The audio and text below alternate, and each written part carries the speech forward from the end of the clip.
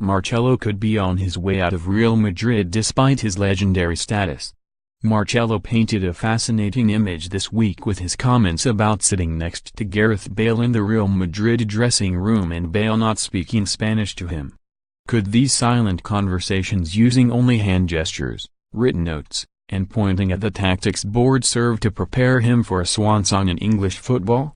If Marcelo can't teach Gareth Spanish, maybe Gareth can improve Marcelo's English? At the moment an Italian job seems more likely in the summer with his old pal Cristiano Ronaldo saving him a place in the Juventus dressing room. Wherever his next move takes him, it has started to look increasingly like this will be his last season at Real Madrid. Appearances: 475 goals, 36 honors, La Liga x4, Copa del Rey x2, Spanish Super Cup x3, Champions League x4, UEFA Super Cup x3, Club World Cup x4. He's playing poorly, but even if he continues in his current form he will still go down as one of the greatest players to ever play for the club. He has won 20 trophies including 4 Champions League titles and has clocked up more wins for Madrid than any foreign player in their history ahead of Roberto Carlos, who he was bought to replace, a task no one really believed he, or anyone else, would be up to.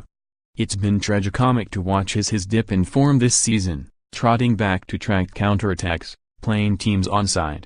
Real Madrid coach Santiago Solari has taken to answering every question about Marcelo by making reference to his status at the club. In Tuesday's press conference he said, as he had said after Marcelo had another shocker in the recent Clásico at the Nou Camp: Marcelo is our vice-captain, a symbol of the club. Marcelo seems still to play the big games even though on current form he is nowhere near the level of 22-year-old Sergio Reguilón, the youth team product who seems destined to be his long-term replacement. That may mean that even at the Johan Cruyff Arena Marcelo plays ahead of Reguilón, but Solari will select him reluctantly if so. He knows who can be relied upon to deliver these days and it is not the Brazilian. Next May he will be 31. Dani Alves gave Manchester United the runaround on Tuesday night and he will be 36 just before Marcelo's birthday, so it is far too early to call time on Marcelo's career. It just seems that he needs a new challenge. Only last season he tore up and down the Madrid left, scoring 3 goals and managing 11 assists. Once again it was his energy levels that enabled Ronaldo to roam infield and concentrate on attacking. Marcelo could cover his entire flank, he didn't need help.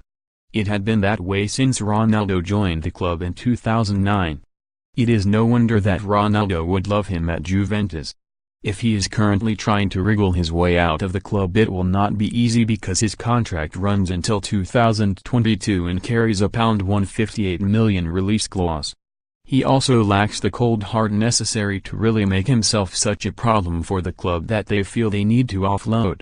In one breath he says, "If the club doesn't want me then I will accept their decision and leave," but in the next he adds, "But I'm sure they are not going to get rid of me." Perhaps the single biggest reason for club and player to move on is to avoid doing any long-term damage to a reputation that Marcelo has built over more than a decade. This season opposing coaches have done little to hide the fact that their tactics included targeting Marcelo's wing. He shouldn't be remembered for that when there are 4 Champions League winners' medals in his collection. On Wednesday night he will try to do his part in moving closer to picking up a 5th.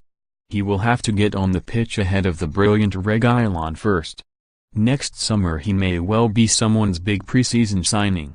It's unlikely to be the Premier League, despite all of that English he's learning from Bale, but wherever he goes football will be better off if he can find his old spark again.